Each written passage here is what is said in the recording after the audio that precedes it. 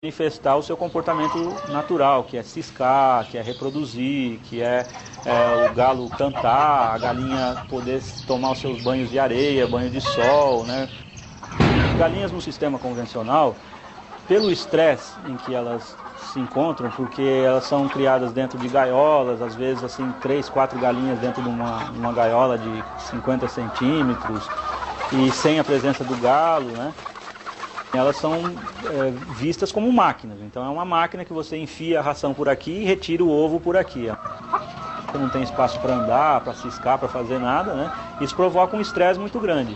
E um dos maiores problemas da avicultura convencional hoje é o canibalismo, né? Quer dizer, e para resolver esse problema, logo na fase de pintinho, logo depois que nasce, eles já cortam o bico, fazem a debicagem, para que não ocorra o canibalismo de uma devorar a outra, né? Que é uma degeneração de um comportamento da galinha. Isso não é uma coisa normal, a galinha devorar umas às outras, né? A galinha não é carnívora, né?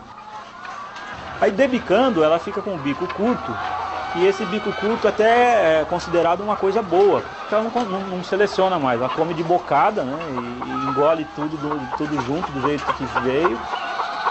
O bicho todo dia está com o olho, o nariz e o ouvido buscando os nutrientes, escolhendo. Os animais criados para o abate não podem nunca escolher o que comem. Isso é uma das maiores torturas que se pode fazer para um ser vivo, que tem autonomia prática, né? Que é essa autonomia de procurar os nutrientes no ambiente natural. Então eles colocam antibiótico na ração para não dar doença, porque o ambiente onde elas vivem propicia a doença por causa do estresse, por causa do bico cortado. O antibiótico ele não fica só no organismo da galinha, ele sai também, né, junto com os ovos, né? E para estimular a postura também muitas vezes se dá hormônio, né, para provocar a ovulação. E quanto mais antibiótico ela toma, mais resistência aos antibióticos vão surgir no organismo, é necessário dar mais antibiótico e elas ficam mais estressadas, aí precisa cortar o bico e esse é um círculo vicioso. É um exercício de poder nós admitirmos que eles são simples máquinas automatizadas, que não pensam, que não têm raciocínio e assim por diante, que agem só por instinto, porque assim eu posso usá-los ao meu bel prazer, né? Então, o fato de não admitir essa dimensão, chamada de mente, ou psiquismo, ou alma nos animais, é o mesmo mecanismo de exercício de poder que se usava em relação aos escravos, na época de escravatura, aqui no Brasil, que faz pouco mais de 100 anos, né? Como é que o clero e outras instituições, mesmo religiosas, conviviam com isso? Admitindo que os escravos não tinham alma. Era uma estratégia de exercício de poder. E abuso do poder é o que nós continuamos fazendo também com as vacas leiteiras. Porque a vaca, como a mulher, só produz leite porque gerou um filhotinho. Para que você possa consumir esse leite, ela tem que ficar constantemente grávida e seus bezerrinhos são mantidos afastados dela para não mamarem. No processo industrial de ordenha, as vacas são obrigadas a produzir 10 vezes mais leite do que produziriam normalmente. E isto provoca muitas dores e inflamação nas suas tetas. O homem é o único mamífero que continua a mamar depois de crescido. Entre os bovinos, os bezerrinhos machos talvez sejam os que mais sofrem. Como eles não têm valor comercial, porque não podem procriar e nem dar leite, eles são descartados assim que nascem, ou então vendidos por preços irrisórios.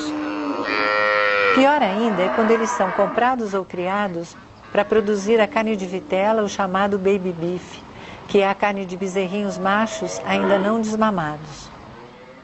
São forçados a passar a vida inteira no escuro. São alimentados somente à base de leite. Ficam amarrados a correntes muito curtas para que não se movimentem e não criem músculos. A carne de vitela é branca porque os bezerros ficam anêmicos. Eles mal conseguem ficar de pé para ir para o abate. O mercado de vitela, o baby beef, é conhecido como um dos mais imorais e repulsivos mercados de animais do mundo. No Brasil, ele ainda é iniciante, e se não consumirmos, ele não vai crescer. Além de não consumir, podemos divulgar o sofrimento que a carne de vitela ou baby beef trazem embutido. Numa apartação, as vacas ficaram do lado de fora, embarcou-se os bezerros, né? E o caminhão com a bezerrada indo embora, e uma, duas ou três vacas acompanhando o caminhão e berrando, né? Então aquilo foi fatal para mim, aquilo foi fundamental. Eu falei, não, acho que eu não posso mais provocar isso nesses animais, eu não quero mais isso. Sabe, para criar para isso. E depois pegar essas vacas que serviram tanto tempo, de repente eu ponho num caminhão e levo para o matadouro, não é? Para ser sacrificada daquela maneira, uma marretada na cabeça, uma coisa violenta. Não basta o frango, não basta a carne bovina. Você tem que comer ema, você tem que comer avestruz, você tem que comer carne de caça. Isso aparece o tempo todo. Essa indústria é uma indústria que está muito no início, felizmente, hein? Mas é uma indústria que não para. Eles estão sempre tentando empurrar alguma coisa a mais. É um luxo, é uma futilidade humana. Você querer conhecer um tipo de carne diferente da que você comeu ontem, sem ter consciência do que causou aquilo, do sofrimento, da devastação, da destruição que causou aquilo, eu acho isso extremamente fútil, né?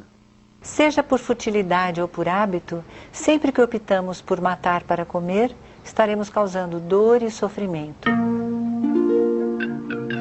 Pouca gente lembra que os animais que vivem nas águas também são seres vivos, que sentem dor e que, quando retirados das águas, morrem por asfixia ou por descompressão.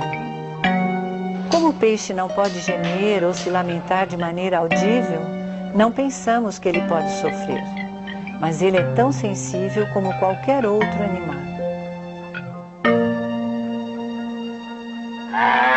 Quem for a uma fazenda pecuária vai ver que o animal é queimado, é ferrado, né?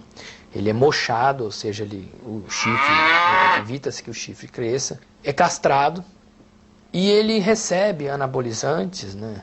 E alguns usam mais gravemente ainda, contra carrapatos e contra bernes e outras doenças da pele, né? Usam agrotóxicos proibidíssimos no lombo do animal. O processo de abate começa na fazenda, na hora que o pecuarista separa o lote dele para vir para o frigorífico, daí já começa o manejo para abate.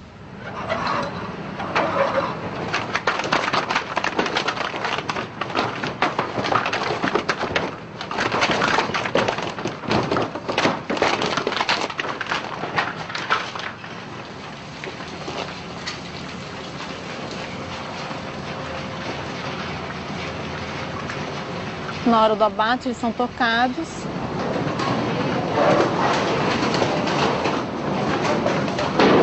Quanto menos usar choque nessa hora também é interessante.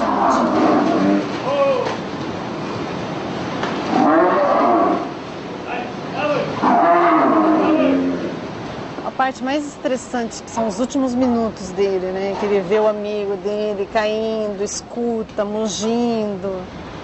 Ou mesmo ele está confinado num lugar muito apertado, que tem gente em cima e tal. Para mim, aquela parte é mais angustiante.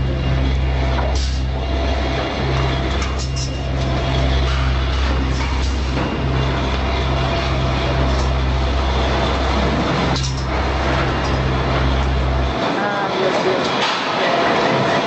É chamado de pistola pneumática, né? O equipamento que a gente usa para insensibilizar. Ele tem um êmbolo, mais ou menos da grossura do meu dedo. Na hora que o operador aperta o gatilho, esse êmbolo sai, lógico, entra na cabeça do animal e volta. E daí dá aquele abalo no cérebro e faz ele ficar insensível. Daí cai na praia de vômito, é içado, depois de 1 minuto no máximo ele tem que ser sangrado, porque senão ele acaba morrendo. Então ele tem que estar com a circulação dele funcionando para sangrar e escoar o máximo de sangue. Daí já pode fazer todas as operações de esfola, abertura da barriga, visceração, serragem. Muitos deles, a quase totalidade deles, quando já percebe o que está acontecendo com os outros lá na frente, eles entram em midríase, ou seja, eles ficam com